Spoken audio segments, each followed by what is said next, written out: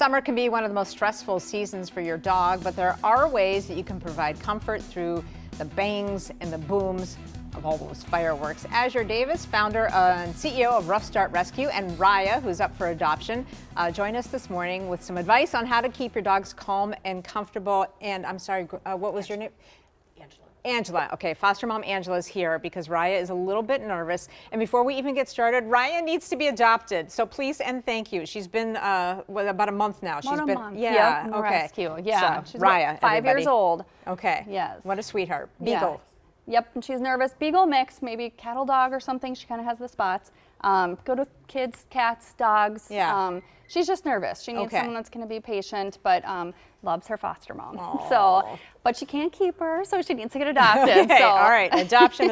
All right, so let's talk about 4th of July is kind of a scary time for many dogs. Yes. My dog doesn't care one way or the other, but a lot of dogs do. Yeah. So you say there are ways to get around this. We probably should have started the desensitizing a while ago, but this is something you could still do now, right? Yeah, you can still do it now, especially to kind of get a feel for how your dog is going to react. But I mean, the biggest thing is, you know, ideally you start a month before, maybe a couple weeks before, but even if you have something like some type of speaker or an Alexa, you can start actually playing fireworks noises and start them low in your house. And while you're doing that, it's positive reinforcement. So something like, you know, I brought today some high value training treats, something they're really gonna like, so you make it a positive experience.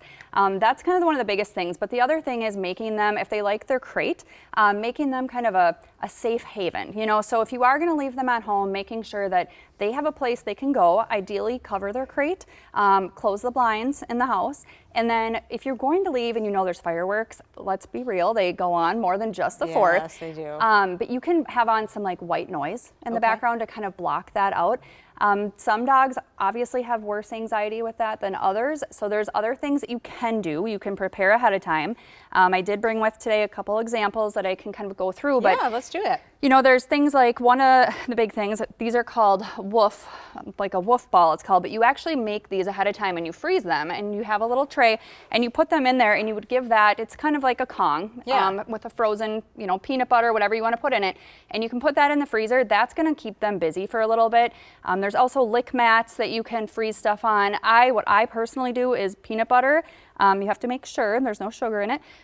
Natural peanut butter, pumpkin, banana, and then Greek yogurt. And mix those together. That sounds good for me, too. Yeah, you can eat it too if you want. Throw it in the blender, put it in this little, you know, any of them. You can put it on any of these, but make the little balls ahead of time and then take that out on the actual 4th or beforehand.